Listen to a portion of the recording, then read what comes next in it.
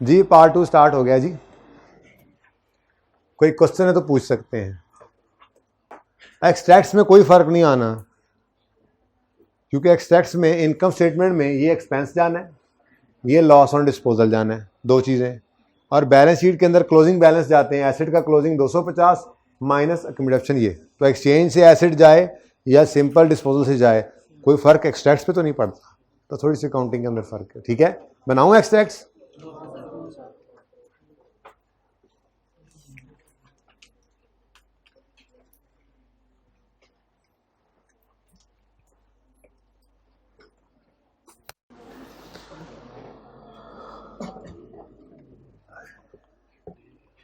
अच्छा बच्चों, अब बहुत ही एक इम्पॉर्टेंट डिस्कशन है जो आपके साथ अब मैं शेयर करने लगा हूँ।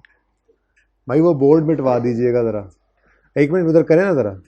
हाइब्रिड वालों की पिक्चर किसी ने लेनी है सवाल की तो ले लें, फिर मैंने ये बोर्ड मिटवा देना है।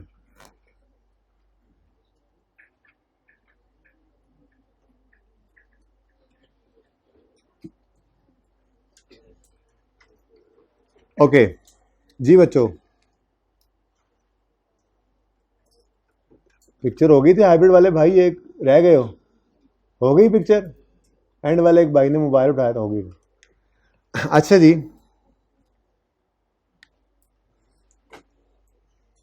देखें बच्चों, ये तीनों सवालों के अंदर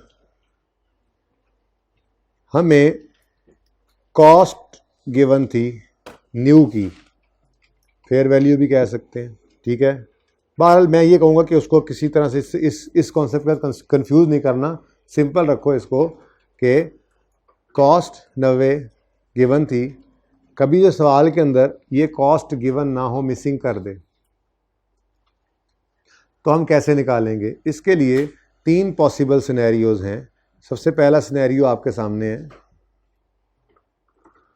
अगर आपको सवाल के अंदर फेयर वैल्यू दोनों एसेट्स की दे दे, ओल्ड की भी और न्यू की भी, तो मुझे बताएं न्यू की कॉस्ट क्या है। ये मेरा आपसे सवाल है। आपकी एग्जाम्पल 1 इससे आगे नज़र आ रही है, उसमें डाटा गिवन है। मैं आपसे क्या पूछ रहा हूं जी, मुझे आप कॉस्ट ऑफ न्यू बता दें। 80, कॉस्ट ऑफ ओल्ड 100 है, ये 60 है, ये 50 है, ये 80 है। तो बच्चे ये कह रहे हैं कि कॉस्ट ऑफ न्यू जो है वो 80 रुपये है। नहीं, अच्छा, कॉस्ट का मतलब ये है कि ये एसेट हमें कितने में पड़ा। किस किस को नींद आ रही है हाथ खड़ा करके बताएं। सारी क्लास ना हाथ खिला देना, मेहरबानी दाड़ी। जिसने हाथ खड़ा किया साथ वाला उसको चुटकी काटे हल्की से, जल्दी करें, जल्दी करें, लड़ ना पैना आपस से, आहिस्ता से काटें। अच्छा जी, कॉस्ट का मतलब क्या है? ये एसेट हमें कितने में पड़ा। अब मेरा सवाल आपसे, आपने इस ट्रांजैक्शन में अगर आप गौर करें, कहते हैं जी following data relates to an exchange transaction, you are required to pass an entry of exchange. Cost of old है 100 रुपये, एक्यूमुलेटेड डेप्रीसिएशन ऑफ ओल्ड है 60 रुपये, फेयर वैल्यू ऑफ ओल्ड है 50 रुपये, फेयर वैल्यू ऑफ न्यू है 80 रुपये, और आपने जो कैश पे किया है वो है। अब मेरा सवाल, ना अकाउंटेंट बन के सोचा करें ना, पहले जैसे बात जो सादा बात होती सादा ही है, मैंगो मैन बन के सोचें और मैंगो वूमैन बन के सोचें। हाँ जी, कि आप एक नया एसेट लेने गए, आपने वहाँ जाकर 60 रुपये जेब से दिया और अपना एक एसेट दिया जिसकी फेयर वैल्यू 50 रुपये थी। तो आपको ये एसेट, नया जो एसेट आपने लिया है, ये कितने में पड़ा? आपको ये asset fair value of old भी आपकी जाती रही, यानी आपने अपना एक 50 वाला एसेट दिया और जेब से 60 रुपये कैश भी निकाल कर दिया, तो आपको तो ये एसेट 50 जमा 60 110 में पड़ा। वो उसके ऊपर बेशक लिखा रहा हो 80 रुपये लिखा आ रहा हो, लेकिन आपको वो 110 में पड़ा है। अब डिबेट ना शुरू कर देना कि हमारी नहीं, चुना नहीं, मजबूरी भी कभी होती है, आपको वो चीज़ मिली वहीं से रही है, मिसाल के तौर पर आपको पुराना एसेट कोई इतने भी रखने पे तैयार नहीं है, मिसाल के तौर पे 100 मसले मसाइल होते हैं, ठीक है। तो बारगेनिंग पावर किसी एक की स्ट्रांग हो सकती है। अब ये ना कहना आप हमारे वो हमने 80 वाला एसेट 110 में क्यों लिया, हो सकता है उसी के पास ही पड़ा हो मिसाल के तौर पे, ठीक है। तो आपको ये नया एसेट कितने में पड़ा, आपने, ये बहुत इंपॉर्टेंट कॉन्सेप्ट है, क्योंकि अब ये वो जगह पे हम ऑपरेट कर रहे हैं जो आईकेएफ के पेपरों में चीज़ें आती हैं, डिस्पोजल की एडजस्टमेंट आती है, ऐसे ही एक्सचेंज की, और एक्सचेंज के अंदर ये वाला कॉन्सेप्ट हर एडजस्टमेंट में आपको नजर आएगा, इसलिए बड़ा ध्यान चाहिए आपका। आपको ये एसेट कितने में पड़ा, आपने इस एसेट को पाने के लिए क्या क्या खोया, खाने वाला खोया नहीं है, रमज़ान में आपको हर चीज़ वैसी नज़र आती है, ठीक है जी।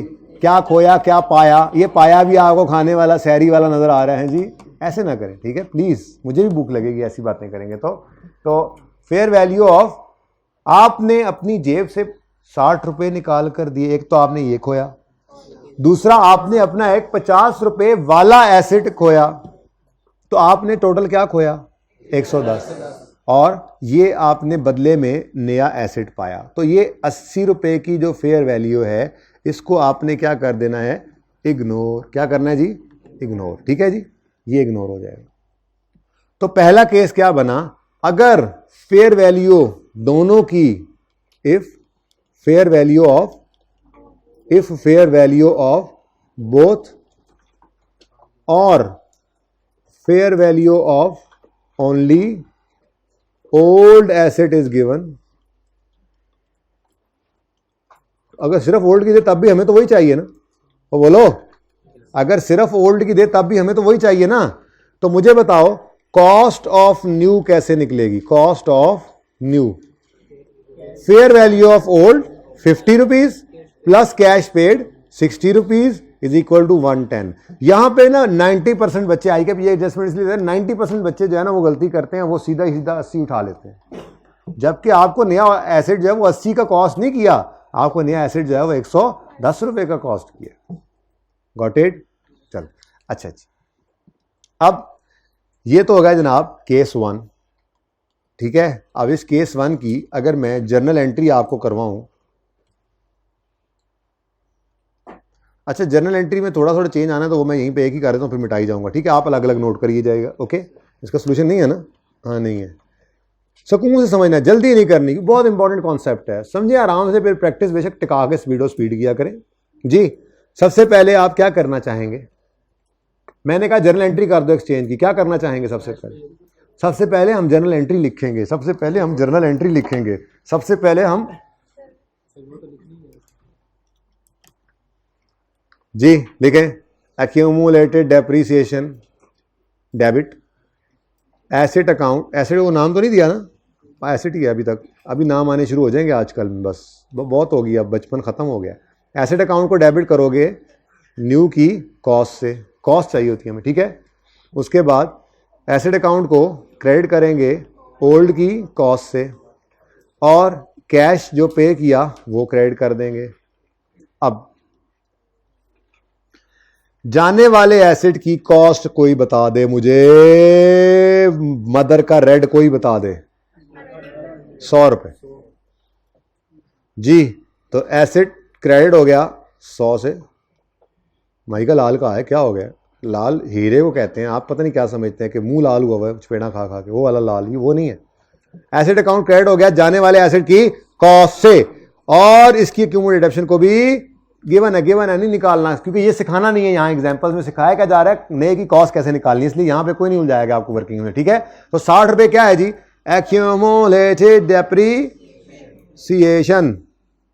यार ये मुझे लगता है मच्छर पड़ने आया हुआ है, कॉन्सेप्ट भी इसको समझ नहीं आ रहा, इधर करीब आके सुन रहा है मुझसे जी।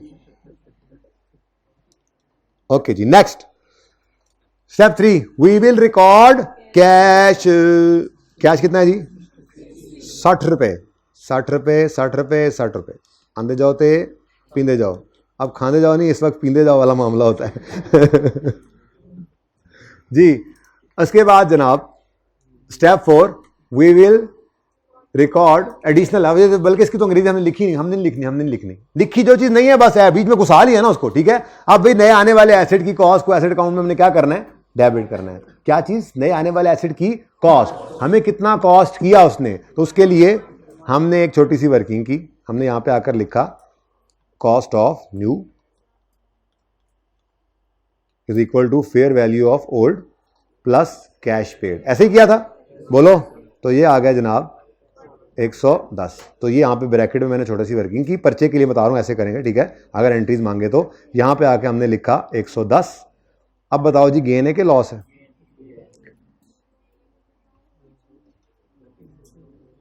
क्या क्या कौन सी साइड हैवियर आ गई आज? डेबिट साइड हैवियर है। इधर कितना बन रहा है? इधर ओ मुबारक, आज 7वां दिन। खुशी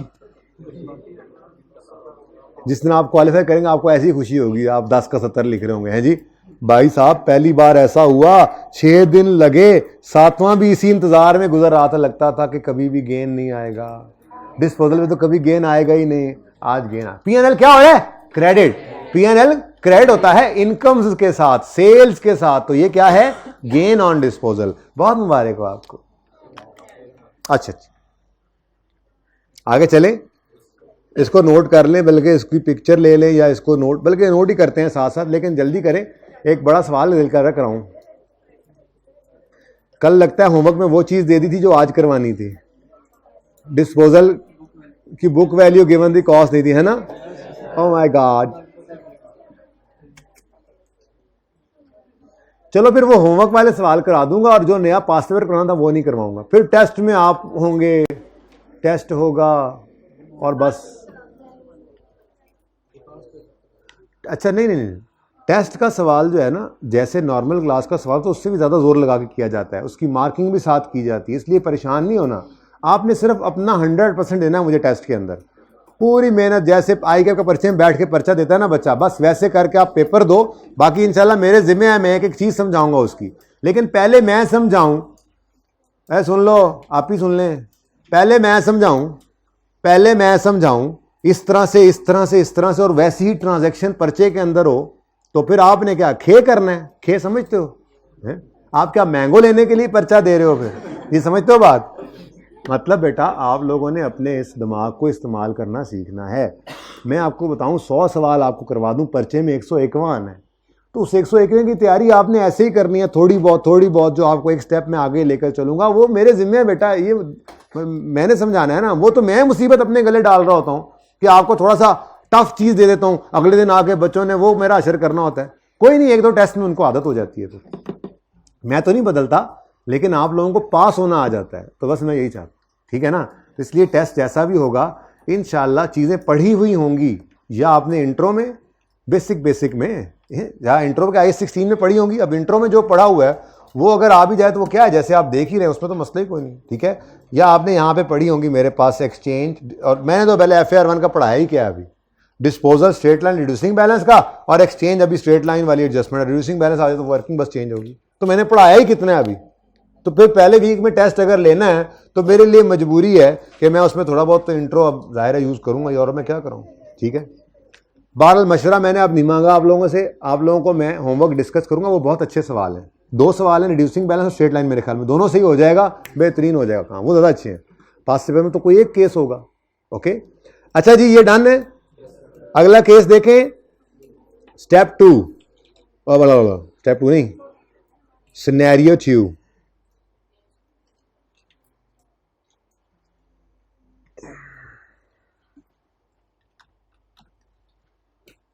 अब आपने ना जेलस नहीं होना, ठीक है, बल्कि पास होना है खुद। आपने बद्दुआ लगा दी इसको, ये चल ही नहीं रहा। क्या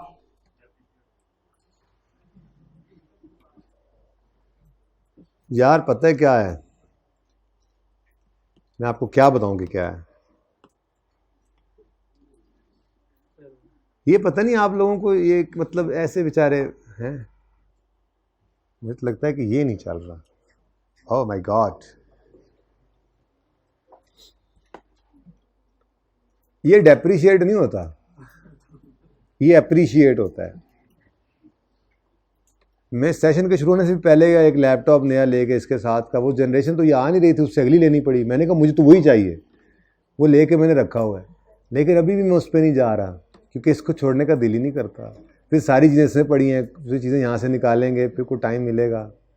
और उन्हें कहा कि वन नोट पता नहीं सॉरी, क्या सॉरी यार, क्या सॉरी, आपको मैंने कहा था कि आप इतना तंग हो। जी बच्चों, मैं तो फिर ट्राई करूँगा। अच्छा जी, कोई मसला है तो बताएं, कोई मसला है तो बताएं। नहीं, उन्हें क्या नहीं, गुस्सा है उन्हें।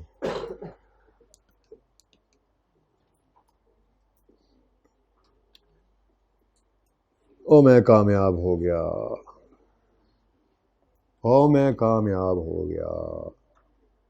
ये क़यामत के दिन जिसको नाम है अमाल दाएं हाथ में मिलेगा ना, वो सबको दिखाता फिरेगा और यूं कहेगा देखो देखो मैं कामयाब हो गया।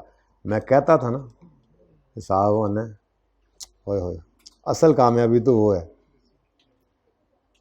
सर खुद सीए कर लिया ना, खुद ऐसे कहते हैं। भाई ये भी एक तो दुनिया के अंदर एक बड़ी कामयाबी समझी जाती है। ये भी एक अजीब, उस दिन का भी बयान एक अजीब ही बयान था जिस दिन क्वालिफाई किया था।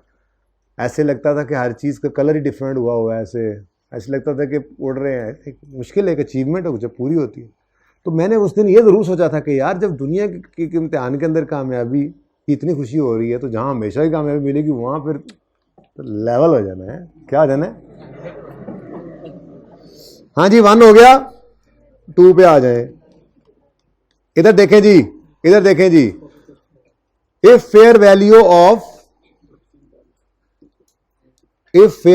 ऑफ बोथ ना गिवन हो, बल्कि fair value of only new is given. अगर सिर्फ नए की फेयर वैल्यू गिवन हो तो भाई साहब फिर क्या करें, मरता क्या ना करता। असल में ये वो केस है जो पीछे 2-3 सवालों में भी नजर आ रहा था, वो यही गिवन होती है। तो फिर तो अच्छी बात है यार, सुकून है, वो जो गिवन है वही कॉस्ट है। अगर फेयर वैल्यू ऑफ, आप कहोगे सवाल के अंदर कहां गिवन है, तो क्वेश्चन नंबर 2 कर रहा हूं मैं। एसेट 500 का है, उसकी एक्यूमुलेशन जो है वो 350 की है, और फेयर वैल्यू ऑफ ओल्ड हमें गिवन नहीं है। Fair value of new given है सिर्फ, और कैश पेड गिवन है। अब बताओ क्या करें, मजबूरी है। अब नहीं गिवन है अगर ओल्ड की फेयर वैल्यू हो तो फिर न्यू को ही पकड़ लेंगे, वही हमारी क्या बन जाएगी, कॉस्ट। वही क्या बन जाएगी, कॉस्ट। अब इधर देखना जरा, इधर देखना जरा, देखना। वैसे तो एंट्री, चूंकि मैंने फिगर्स बदल दी हैं तो एंट्री बदल रही है, वरना देखा जाए ना तो सिर्फ पता है क्या बदलना है, एक ये, दूसरा ये, ठीक है।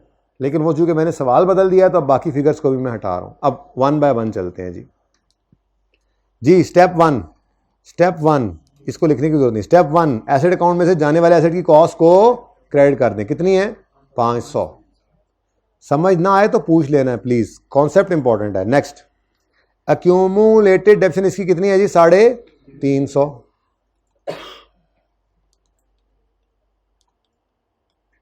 Step 3, we will record cash, cash हो रहा है पे, तो 600 से कैश क्रेडिट। नेक्स्ट, नए एसेट की कॉस्ट को भी रिकॉर्ड करना है। अब पुराने की अगर फेयर वैल्यू गिवन नहीं है तो नए की फेयर वैल्यू उसकी क्या बन जाएगी, कॉस्ट। तो ये डायरेक्ट यहाँ पे लिखेंगे हम 80। हाँ जी, गेन है लॉस है, 800 है, ओके 800 जी। गेन है लॉस है, फिर गेन आ गया। गेन की कुछ आदत सी नहीं पड़ गई, ध्यान से देख लो कितना है, कमाल, सुभान अल्लाह। अब ये है ना, समझ बैठना खुदा के लिए कि गेन सिर्फ तब आता है जब एक्सचेंज की ट्रांजैक्शन हो। ਤੁਹਾਡਾ ਕੀ पता है, तुसी यह भी रूल बना के बह सकते हो। You can do anything, you guys are सच।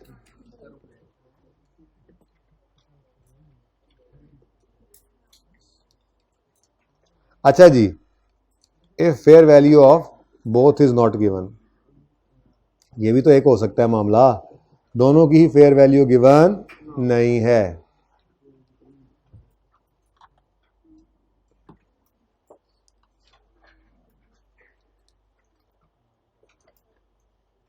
जी बच्चों, if fair value of both old and new asset is not given.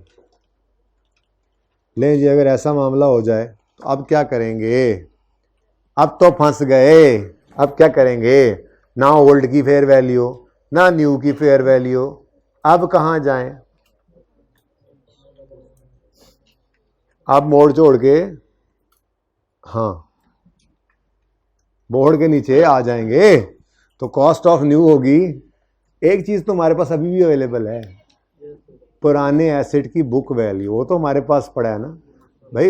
इधर देखो ना, तीसरा सवाल में कहता है कॉस्ट है 300, रिडक्शन है 250, ना पुराने की फेयर वैल्यू अवेलेबल है ना नए की फेयर वैल्यू अवेलेबल है। तो एक चीज तो हमारे पास अवेलेबल है, वो क्या है? बुक वैल्यू ओल्ड की, वो तो हमारी किताबों में पढ़ा है ना। तो अब मजबूरी के दर्जे में रहते हुए हम इसको, ओल्ड एसेट की कॉस्ट कितनी है बता दो? 300। इसकी एक्यूमुलेशन कितनी है? 250। ठीक है, उसके बाद कैश कितना पे किया है? 500। अगली बात जी, अब न्यू की कॉस्ट निकालनी हो तो अब हमें मजबूरन क्या करना पड़ेगा? 300 माइनस 250 कितना बनता है? ये क्या है जी? Book value of old. क्या करेंगे जी? कॉस्ट ऑफ न्यू के लिए क्या करेंगे? Book value of old. यहां पे मुझे लिखना चाहिए था कॉस्ट ऑफ, तो फॉर्मूला तो लिखा ही नहीं।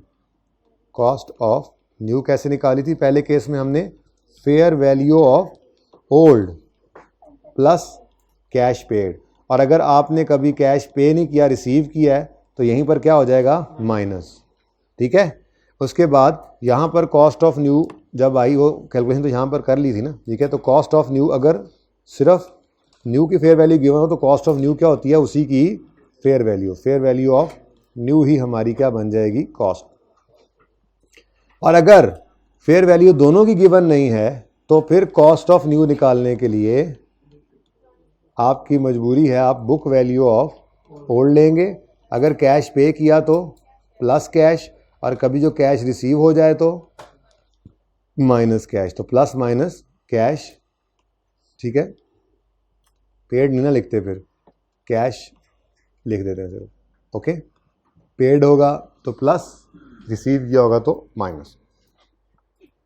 ठीक है, अब ये तीसरी ट्रांजैक्शन है जी। तो कॉस्ट ऑफ न्यू कैसे निकलेगी? बुक वैल्यू 50, समझ आती है? बोलो, प्लस कैश पेड, कितना आ गया जी? 550। और बताओ जी, इस ट्रांजैक्शन को कहते हैं कि the transaction lacks commercial substance. क्या कहते हैं जी? ट्रांजैक्शन लैक्स कमर्शियल सब्सटेंस, यानी कि ये ऐसी ट्रांजैक्शन है जिसमें किसी भी पार्टी को समझो फायदा नहीं हुआ ना नुकसान हुआ। ठीक है, इस ट्रांजैक्शन के अंदर कमर्शियल सब्सटेंस ही नहीं है। ठीक है, कोई गेन कोई लॉस नहीं है। कभी सवाल ऐसा कह देना कि that transaction lacks commercial substance, तो समझ जाना कि फिर आपने किसे यूज़ करना है? बुक वैल्यू ऑफ ओल्ड को। चाहे वो दोनों फेयर वैल्यूज दे भी देना तो वो ये फेयर वैल्यू धोखे के लिए होंगी। ठीक है ना? तो अगर आपकी, इसी को यूं भी कहा जाता है कि transaction lacks commercial substance, transaction lacks commercial substance. Okay, commercial substance lack करती है ट्रांजैक्शन। अच्छा, यहां तक को मसला है तो बताएं। ये बड़ा मुश्किल कॉन्सेप्ट वैसे समझा जाता है, लेकिन अल्लाह ने आपको आसानी से समझा दिया। रोज़े की बरकत थी, तो शुक्र करिएगा अल्लाह का। शुक्र से अल्लाह नेमत बढ़ाते हैं। और ये पिक्चर के लिए मैंने आपकी तैयार करना है ताकि एक पिक्चर में आ जाए आपके पास, तो आपको नोट भी ना करना पड़े। हैं, लें जी, फेयर वैल्यू दोनों की गिवन है तो फेयर वैल्यू ऑफ ओल्ड लें। सिर्फ fair value of old given हो, अच्छी बात है, चाहिए वही। फेयर वैल्यू ऑफ ओल्ड लें प्लस माइनस कैश। और अगर फेयर वैल्यू सिर्फ न्यू की गिवन हो तो फेयर वैल्यू न्यू ही आपकी कॉस्ट है। और अगर दोनों की फेयर वैल्यू मिसिंग कर दे, यानी ट्रांजैक्शन लैक्स कमर्शियल सब्सटेंस, इसमें तो फिर आप क्या करोगे? Book value plus minus cash कर लोगे। ठीक है,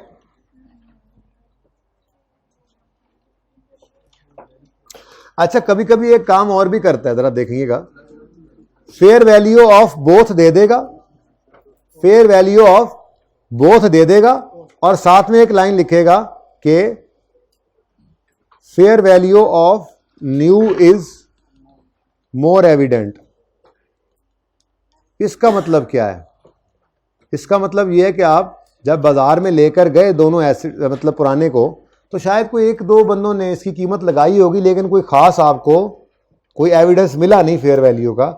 जबकि न्यू की तो हर जगह पे इश्तिहार ही उसी के लगे हुए थे और जगह जगह पे वही एसिड उसकी फेयर वैल्यू थी। तो अगर कभी दोनों की फेयर वैल्यू दे, धोखा देने के लिए दोनों दे देते हैं, लेकिन साथ ही एक लाइन लिख दे कि फेयर वैल्यू सिर्फ न्यू की ज़्यादा एविडेंट है, तो इसका मतलब फिर ओल्ड की ना होगी ना, तो फिर वही वाला केस बन जाएगा इधर वाला। ठीक है ना? सही है।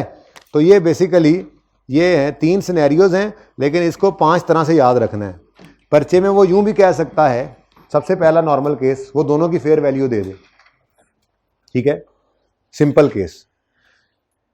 तिलों वाला केस वो दोनों की फेयर वैल्यू दे और साथ में एक लाइन ऐड कर दे कि न्यू की ज़्यादा एविडेंट है, तो इसका मतलब फिर समझो ओल्ड की नहीं है, न्यू की ही है, तो फिर वो केस इधर गिर जाता है। सिर्फ न्यू की दे दे तो वही आपकी कॉस्ट बन जाएगी। और अगर दोनों की फेयर वैल्यू मिसिंग कर दे या ये लफ्ज़ लिख दे ट्रांजैक्शन लैक्स कमर्शियल सब्सटेंस, तो फिर मतलब समझ जाना आपको book value plus minus cash करना पड़ेगा। ठीक है? तो तरतीब ये है, सबसे पहले हमें क्या है, ओल्ड की बुक वैल्यू, ओल्ड की फेयर वैल्यू चाहिए। वो मिल जाए वो आइडियल है, वो ना मिले तो फिर फेयर वैल्यू से गुजारा चला लेंगे। अगर वो न्यू की मिल जाए तो, अगर वो भी ना मिले तो फिर बुक वैल्यू तो है ही, वो तो कहीं नहीं। बुक वैल्यू तो मतलब हमारी किताबों के अंदर एक चीज़ रिकॉर्डेड, तो वो तो कहीं नहीं ना जाएगी, वो तो हमारे पास ही है ना, उसकी बुक वैल्यू निकाल लेंगे। जी कोई क्वेश्चन है तो पूछे। जब आप एसेट लेकर अपना एसेट दें और अगला आपको कैश दे, ऐसे ही ऊपर भी लिखा हुआ है माइनस कैश, वहां पे भी ऐसे ही है, यानी कैश पेड प्लस होगा, याद यही करवाया, एंड पे लिख दिया कैश रिसीव हो तो माइनस हो जाएगा। कल होमवर्क दूंगा वो सवाल जिसके अंदर ये आपका अप्लाई हो जाएगा, ठीक है ना? फिलहाल नहीं, आज पहला दिन है तो कैश प्लस ही करने वाला सवाल होगा। ठीक है जी, चलें आगे। हाँ जी, एक्सचेंज आपकी तैयार है, अब एक्सचेंज आपकी तैयार है, ठीक है, और अकाउंट मैंने आपको बनवाना सिखा दिया है। अब अगर फुल फ्लैज कोई सवाल आता है तो उस सवाल के अंदर मैक्सिमम क्या होगा, ऐसे ही जैसे आपको ट्रांजैक्शन दी थी, एक्सचेंज की ट्रांजैक्शन होगी और उसको आपने लेजर में पुट करना होगा। अभी ना असल में FAR 1 के लेवल का टेस्ट तो आपका हो नहीं सकता, इंट्रो के लेवल का टेस्ट ही होगा आपका, लेजर ही बनवाऊंगा मैं आपसे कल। मैं अब नोट तो बनवा नहीं सकता आपसे, वो तो अब इंशाल्लाह हमने शायद ये हफ्ता भी हम रिवाइजन शुरू कर देंगे। अगले हफ्ते में इंशाल्लाह घर जाने से पहले आप लोग ईद से पहले वाला संडे ऑन है, 7 तारीख वाला, ठीक है ना? Monday, Tuesday, Wednesday, Thursday, Friday, Saturday, ये 6 दिन छुट्टी डिसाइड की गई है और उससे अगला संडे भी ऑन है। तो जो संडे तक आएगा वही PPE का नोट कर पाएगा, क्योंकि हम वहीं कहीं जाकर प्रॉबेबली बुध जुमेरात को नोट बनाना शुरू करेंगे। फिर पास पेपर के लेवल के सवाल और पास पेपर के सवाल हम कर रहे होंगे उन 2-1 दिनों में। तो संडे की टिकट करवाइएगा, बेशक अभी जाके ले लें, मैं बता रहा हूँ। संडे की टिकट लीजिए, 2 बजे के बाद की टिकट लीजिए और संडे को घर तशरीफ ले जाइएगा। अभी जाकर टिकट ले लेंगे, संडे को रश भी नहीं होगा, सैटरडे को होगा, मंडे को होगा, फ्राइडे को होगा, संडे को कौन जाता है? हाँ जी, आप जाएंगे इस दफ़ा, ठीक है? तो अभी बता रहा हूँ टिकट टाइम से लेना, बाद में ना कहना टिकट मिल नहीं रहा।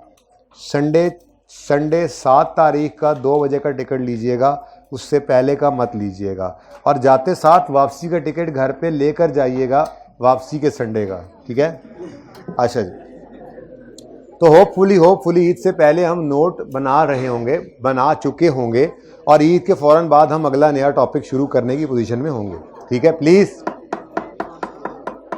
प्लीज़ बात सुने, 12-13 लेक्चर रहते हैं, हम 20-21 लेक्चर ही इस पर लगाया करते। मैंने बता दिया, मैंने जो बताना था बता दिया। अब क्लास के बाद इस पर आप लोग आपस में जो है ना वो तबसरे कर लीजिएगा। अच्छा जी, ये इंशाल्लाह देखेंगे, कल मूड हुआ तो ये करेंगे, ठीक है? वैसे करना है कल यही। अच्छा जी, अब आते हैं ज़रा हम पास पेपर नहीं क्वेश्चंस की तरफ। जो क्वेश्चन आपको दिए थे कौन से थे?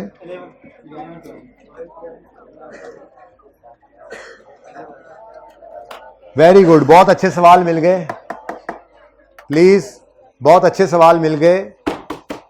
ये वो पॉइंट है जो मैंने आपको पास पेपर भी करवाता तो करवाना था, ये टेस्ट में भी दूंगा तो इंशाल्लाह ये दूंगा। और बताओ, बूटी लगवा दी, ठीक है? और ये चूंकि इन दोनों सवालों के अंदर डिफरेंट मेथड्स हैं तो ज़्यादा अच्छा इसलिए सवाल लगेगा मुझे कि यहाँ पर ये दोनों तरह के मेथड्स को कवर कर लेगा। ठीक है जी। पेज नंबर मैं नहीं बताऊंगा, 171 के बाद आता है, ये रख दो यार। 171 के बाद जो सफ़ा आता है वो 172 होता है, उस पर क्वेश्चन नंबर 11 होता है।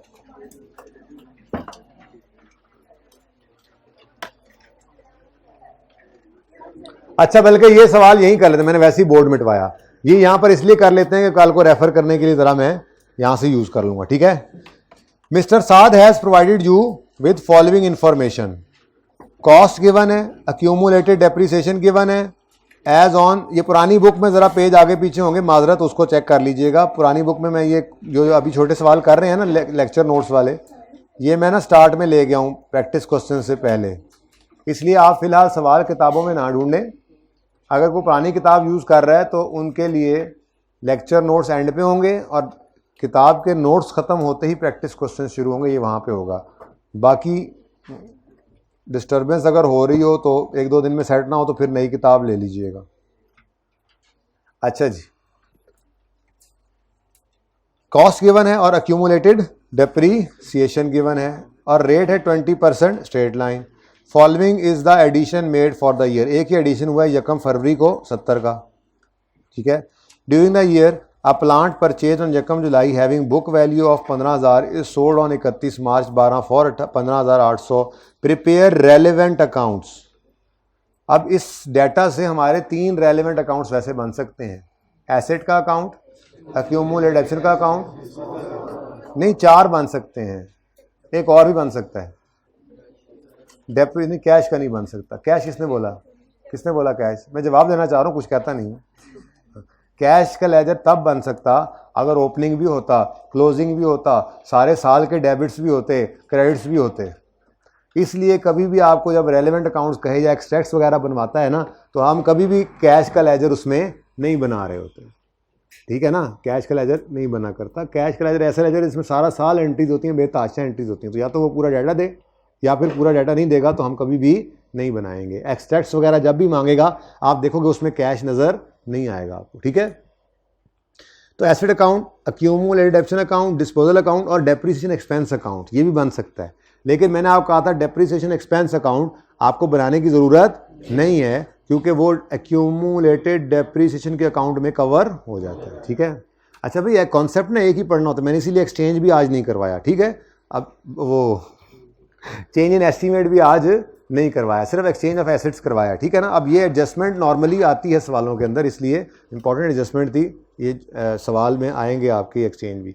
इसी तरह से ये भी बहुत इंपॉर्टेंट पॉइंट था और ये इन्हीं गिवन क्वेश्चंस के अंदर सिंपल डिस्पोजल है, सिंपल जो वो एक्सचेंज वाला डिस्पोजल है, उन दोनों के अंदर ये कॉन्सेप्ट टेस्ट हो सकता है जो आज करवा रहा हूँ।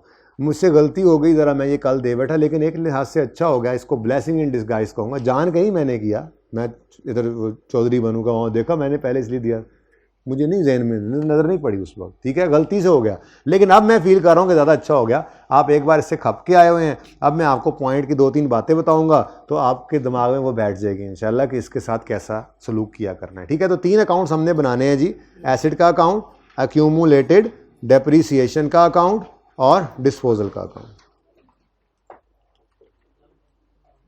प्लांट एंड मशीनरी लिखा हुआ है, बहुत अच्छी बात है, शुक्र है। प्लांट एंड मशीनरी तो आप पूरा लिखेंगे, आपका पेपर पास अभी होना है ना। P&M मैं तो ये लिखूंगा जी, एक्यूमुलेटेड डेप्रीसिएशन का अकाउंट।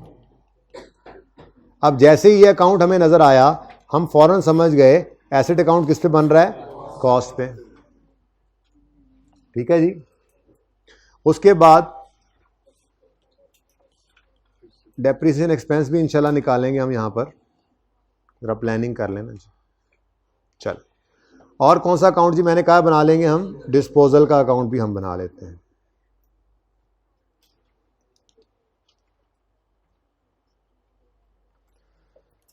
एक ही साल का अकाउंट बनाने हैं ना। चले, अच्छा जी, आप शुरू करते हैं काम। मैं 1000 में कर लूं सवाल, इजाजत है?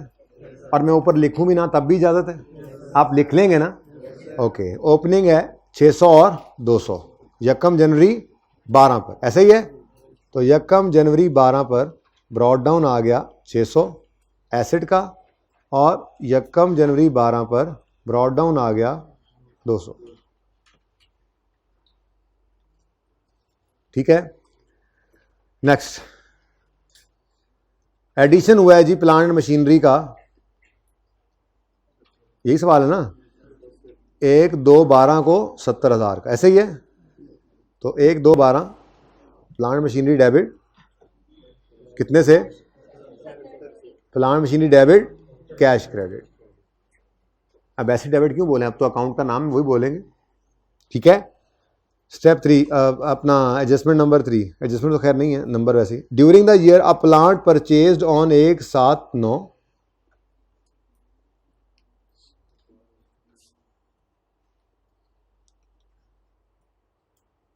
Is sold on 31 March 12 for 15,800। अब ये तो पता लग गया कि 31 मार्च 12 पर एक एसिड बिक रहा है, ऐसा ही है। 31 मार्च 12 को ये फिगर हमने निकालनी है और निकाल कर डिस्पोजल अकाउंट में फेंक देनी है। अब वो फिगर अगर लेने आए तो यहाँ पर सवाल के अंदर जो गिवन है वो है बुक वैल्यू, तो ठीक है जो गिवन है वही ले जाते हैं। यहाँ से 15,000 क्रेडिट कर देंगे। क्यों कॉस्ट क्यों आएगी? कौन कौन सो रहा है, जरा हाथ खड़ा करके बताए मुझे, कौन कौन सो रहा है इस वक्त, किस किस को नींद आ रही है? चुटकी काटे जी साथ वाले, मेहरबानी करेंगे। अच्छा हुण नहीं मानता कोई भी, अच्छा लड़ना पवो, आहिस्ता से कहा था वो आप ही ने ना गुस्सा निकाला आप पे कोई। अच्छा जी, अच्छा बच्चों एसेट अकाउंट कॉस्ट पे है, ये कैसे पता चला? अक्यूमुलेटेड डेप्रिसिएशन अकाउंट अलग नज़र आ रहा है। तो अगर एसेट कॉस्ट पे पड़ा है तो एसेट अकाउंट में से निकालते हुए भी कॉस्ट ही निकलेगी ना। बुक वैल्यू निकालोगे तो बाकी तो कॉस्ट पड़ी रह जाएगी उसके अंदर। जो चीज़ जिस अकाउंट में पड़ी है वही निकालनी है ना। कल को रीवैल्यूएशन करेंगे तो रीवैल्यूड एसेट को डिस्पोज करेंगे तो मैं वहाँ जाके ये बात दोबारा पूछूंगा, तो आप उस वक्त ये बात ना भूलना कि वहाँ पर एसेट में रीवैल्यूड अमाउंट पड़ी होगी। मैं बात की बात कर रहा हूँ, ठीक है, छोड़े अभी छोड़े ऐसे छेड़ा आपको। मैं क्या कह रहा हूँ, एसेट अकाउंट में से निकलेगा क्या? जाने वाले एसेट की कॉस्ट। अब वो कॉस्ट हमारे पास है नहीं, ठीक है, तो कॉस्ट निकलेगी तो आगे कहानी चलेगी। यानी आज तो कॉस्ट से भी पीछे रुक गए हम, पहले डेप्रिसिएशन निकालने में मसला आता था। अब ये शुक्र करें कि सवाल के अंदर डेट ऑफ परचेज गिवन है। ये भी ना होती तो फिर ये सवाल के अंदर एरर थी, फिर ये सवाल गलत था, या फिर हमें मजबूरन यही बुक वैल्यू यूज़ करना पड़ती और कोई हल नहीं था। अगर सवाल में दो चीज़ें गिवन हों, बुक वैल्यू और डेट ऑफ परचेज, तो आप इनको यूज़ करके कॉस्ट निकाल सकते हैं। कैसे निकालेंगे? इसके लिए मैं एक वर्किंग अब कर रहा हूँ आपके साथ, ठीक है जी। हम निकालने लगे हैं जी कॉस्ट ऑफ ओल्ड एसेट, ठीक है, cost of old asset,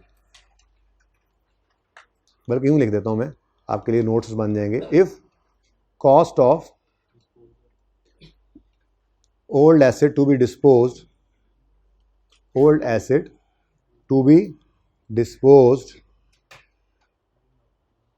is missing and book value and date of purchase is given, cost can be calculated as follows। और ठीक है, तो ये एक कॉन्सेप्ट है आपका। माजरत ये कल सवाल आपको चला गया, ये मैंने आज करवाना था, तो ये सवाल गलती से जज्बात में आके ना उस वक्त मैं दे गया। कितने बजे परेशान हुए घर जाके इसको देखकर, कितनों ने जुगाड़ लगा लिया था। ये बहुत अच्छे बच्चे हैं, जुगाड़ लगा लेते हैं ना। अच्छा जी, अब इसके लिए भाई क्या करना है, बहुत आसान काम है। आपने उसमें आपको बुक वैल्यू जिस दिन की दी है, किस दिन की दी है, हैविंग बुक वैल्यू ऑफ 15,000, पता नहीं इस सोल्ड ऑन 31 मार्च, यही इसी दिन की बुक वैल्यू होगी फिर, क्या ख्याल है? ठीक है, तो 31 मार्च 12 की उसने बुक वैल्यू आपको दी है। आप एक अज्यूम्ड फिगर लें 100, जैसे परसेंटेज होती है, अज्यूम करें कॉस्ट कितनी है 100, और उस अज्यूम्ड कॉस्ट को यकम जुलाई 9 से लेकर 31 मार्च 12 तक डेप्रीशिएट करते हुए ले आए। अब 31 मार्च 12 पर परसेंटेजेस वाली बुक वैल्यू आपके पास अवेलेबल होगी और 31 मार्च 12 पर रुपीज़ वाली बुक वैल्यू आपको सवाल में दी होगी और आपका फार्मूला होगा और आप होंगे गिवन अमाउंट ओवर, पढ़ा हुआ ये formula, given amount percentage into required amount. कोई बात नहीं, मैं पढ़ा दूंगा अभी आगे जाके तफसील से। फिलहाल तो सादा बात समझाता हूँ कि क्या करेंगे। फिलहाल तो ज़रा स्टेप 1 सबसे पहले क्या करेंगे, अज्यूम करें कॉस्ट कितनी है, assume cost is equal to 100। उसके बाद अब डेट कब खरीदा था, यकम जुलाई 2009। डिस्क्रिप्शन में कॉस्ट आती है जी, कॉस्ट कितनी है, कॉस्ट कितनी है हमने अभी अज्यूम किया है 100, ठीक है जी। ये बेसिकली ना परसेंटेज है लेकिन मैंने इसको ज़रा ऐसे लिखना है, ठीक है। अच्छा, अब ये एसेट हमारा चला होगा, ईयर एंड 31 दिसंबर है, तो 31 दिसंबर 9 पर तक ये डेप्रीशिएट हुआ होगा। तो 100 इंटू क्या रेट ऑफ डेप्रिसिएशन है सवाल में, 10%, 20%, लेकिन ये चूँकि पहला साल पूरा साल इस्तेमाल तो 6/12 कर लेंगे। समझ आती है बात? नहीं, अज्यूम किया सिर्फ हमने 100 रुपया कॉस्ट है, नहीं पता थी कॉस्ट, समझो परसेंटेज बना रहे हैं अब, ठीक है। अब कितना आता है जी, 10 आ गया और बुक वैल्यू कितनी बन गई 90। मेथड कौन सा है, तो स्ट्रेट लाइन में तो हमें बुक वैल्यू पर रेट नहीं लगाना होता।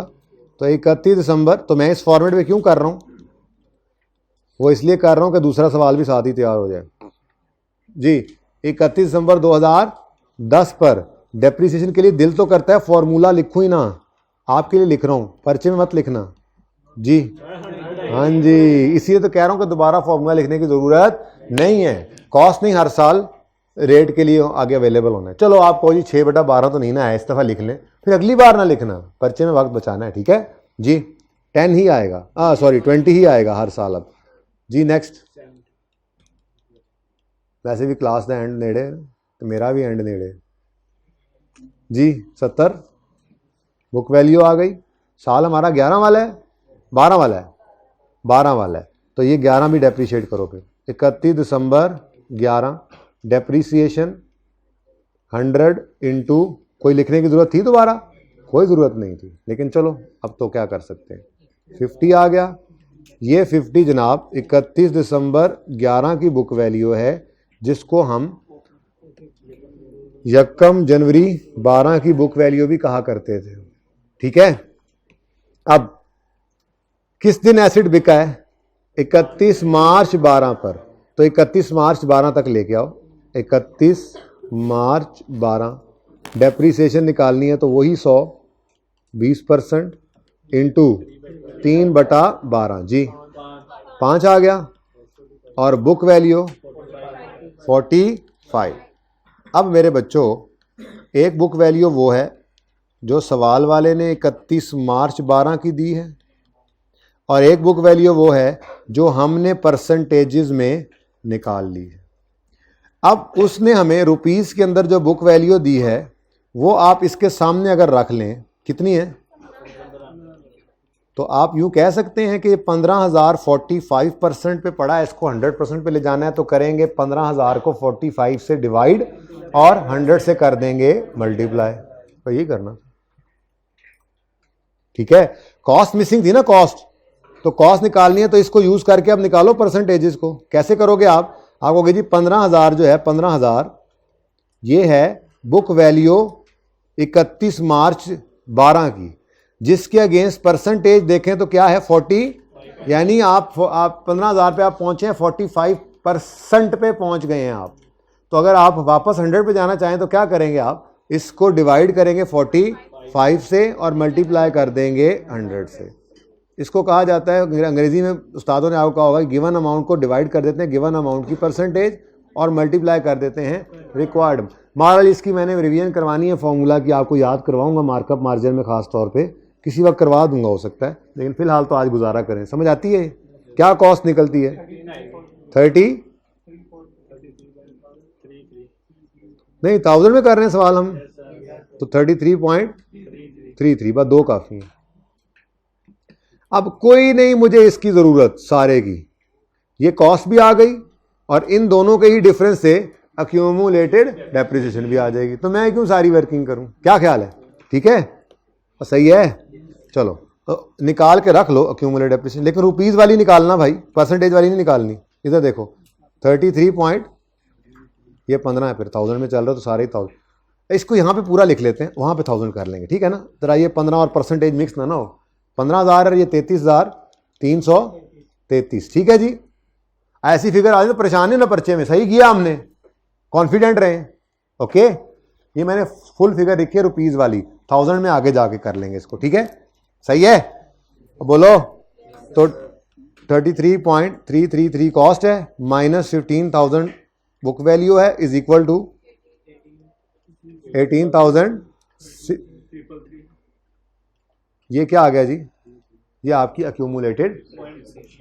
अब स्टेप 1 वो मैं आगे जाकर कर लूँ। Step 1 we will credit the asset account with cost of asset. अब यहां आपने ऊपर लिखा होगा 1000, तो बस ये यहां पे लिख लो आगे ऐसे, तो क्रेडिट कर दोगे,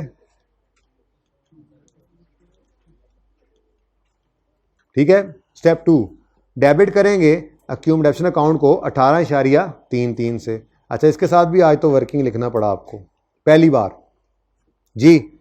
31 मार्च 12 पर एक्यूमुलेटेड डेप्रीसिएशन, ये भी वर्किंग 1 से ही निकला है हमारा। कितना है जी? 18.33।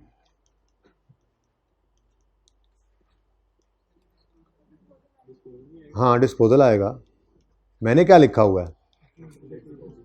डिस्पोजल ही तो लिखा हुआ, देखो ये देखो। अच्छा स्टेप 3 पहले इधर लिख लो 18.33।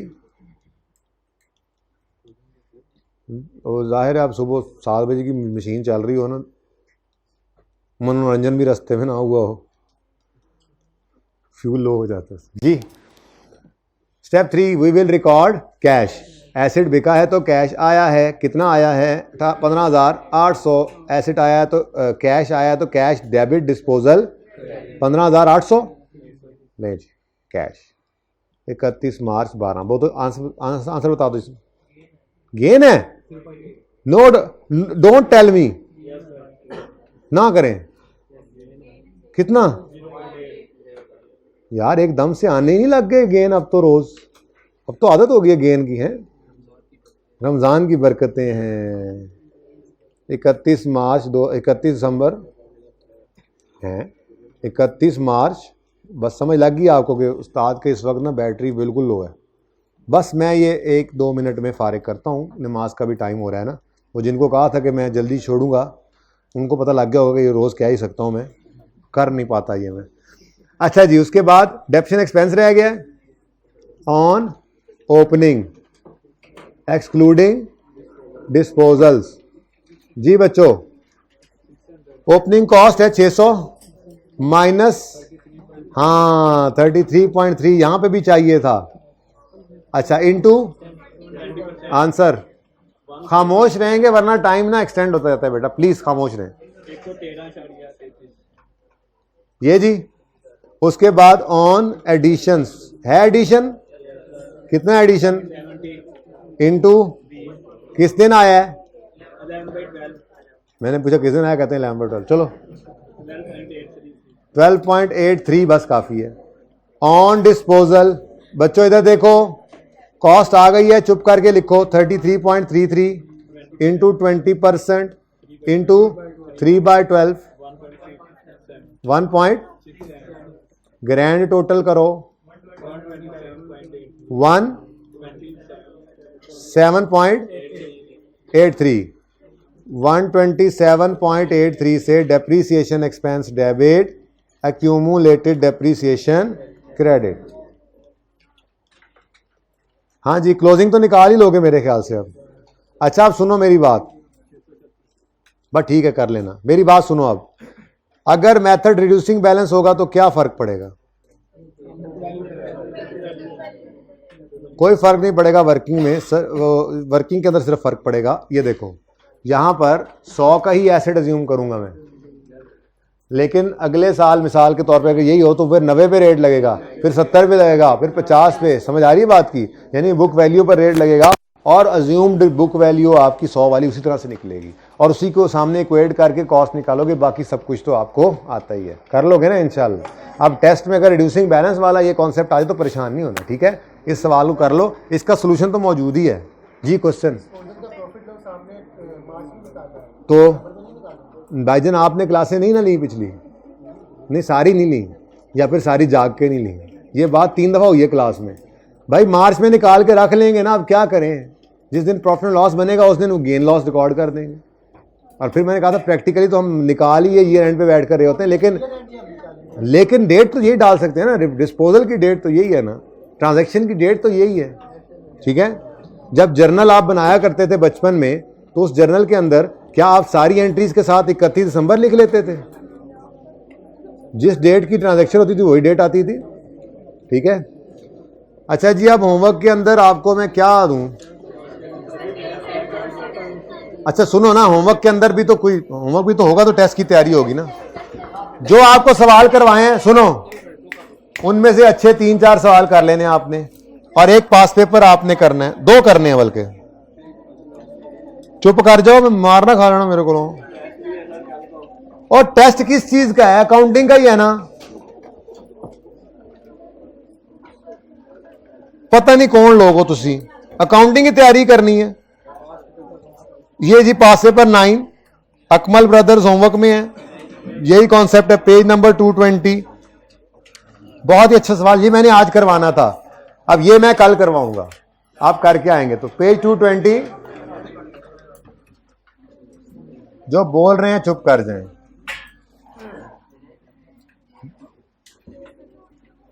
जो बोल रही हैं वो भी चुप कर जाएं। क्वेश्चन 9 हो गया जी, बस एक ही काफी है। जाओ, go and kill the waves. Allah Hafiz.